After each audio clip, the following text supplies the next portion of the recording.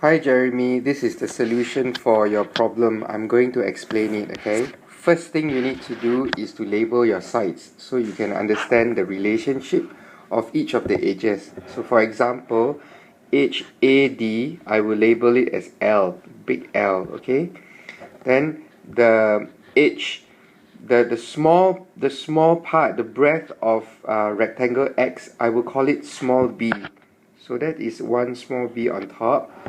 And then this big long line on the top is also L because it's the same, right? It's also rectangle X.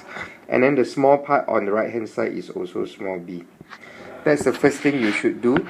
Next thing is, if you look at rectangle Y, you see rectangle Y, on one side of rectangle Y, the length is also big L, right? Because it's exactly the same length as rectangle X. But the breadth of rectangle Y is something else. So just to make sure we have a different letter, I'll use J. So this is J here. Okay? So far so good.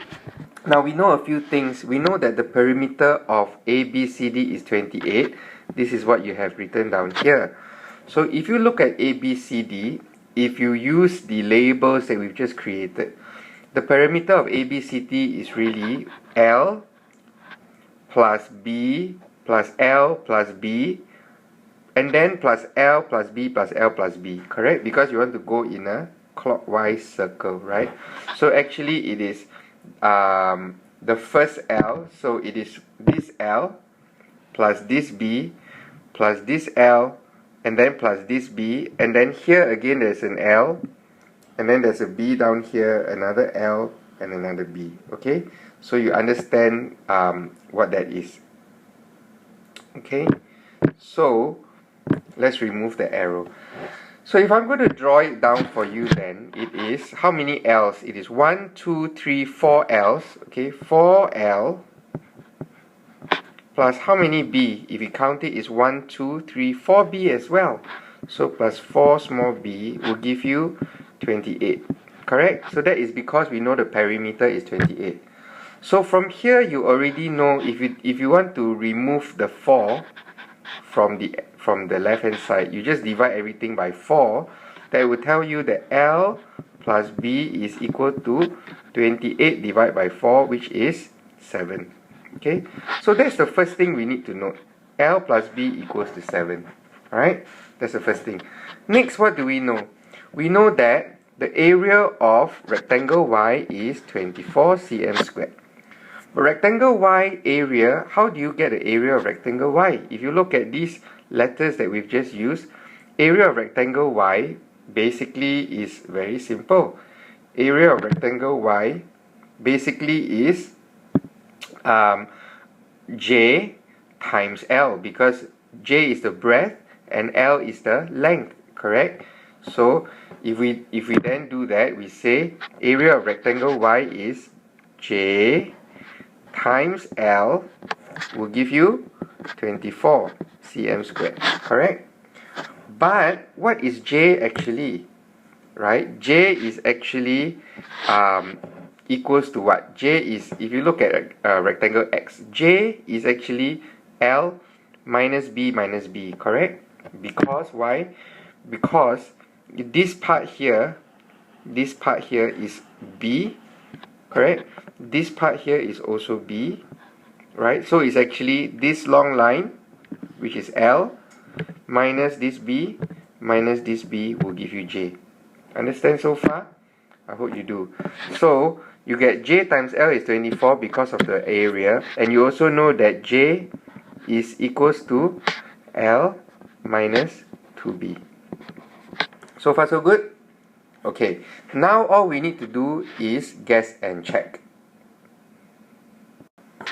Okay, so now all we need to do, as I said, is guess and check. So it's very simple. Let's start with L plus B equals 7. So all I need to do is I put an L here, I put a B here, and I know that L plus B must be equals to 7. Okay, so if L plus B must be equal to 7, B can be what? B can be, if B is 1, L will be 6.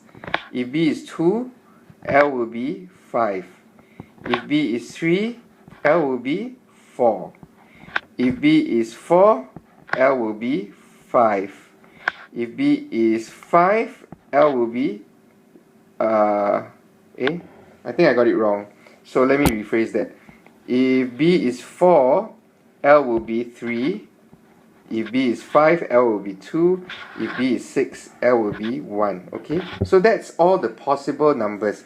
Because L plus B will be equal 7. Okay? So far so good? Now, we also know that J times L is 24. So we want to know what can J be. And we say J is L minus 2B. So if B and L are this, then what is J? Okay? So we know if B is 1 and L is 6, then J is 6 minus 2 times B. So 6 minus 2 times 1 gives you what?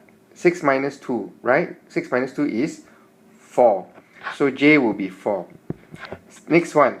If L is 5 and B is 2, then J will be 5 minus 2 times 2. 2 times 2 is 4. So 5 minus 4 is 1. Okay?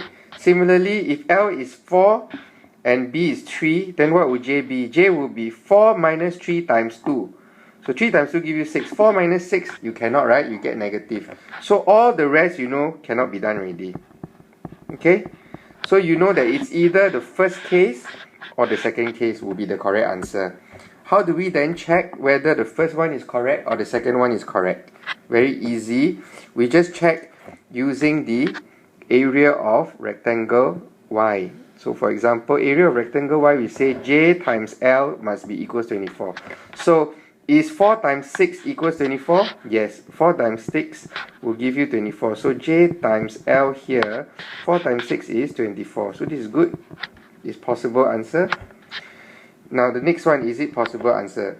5 times 1, is it 24? No, 5 times 1 is 5. So we say, okay, this is wrong answer. And all the rest already cannot be, correct? Therefore, we know that L must be 6. So if we go back to this picture here, L here will be equal to 6 on top here, right? We know that J is 4. Okay, and we know that B is 1. B is 1, yeah, correct. Okay, so if you know that, what is the area of rectangle ABCD? So we say area of ABCD is what? Is equals to what? If you look at this, it will be equal to this L times this whole thing here. Okay, and this whole thing here is nothing but L plus B, correct? So if L is 6, B is 1, this whole thing will be 8. Okay, so the area of ABCD will be the L times L plus B, 2B. Okay, this is what we said just now.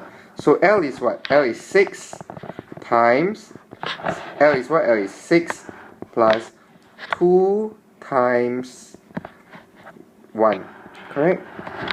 So it's equals to 6 times 6 plus 2, which is equals to 6 times 8, which is equal to 48 centimeters squared. So that's your answer. Okay, that's it. Hope you understand. If you don't understand, give me a call. Love you. Bye.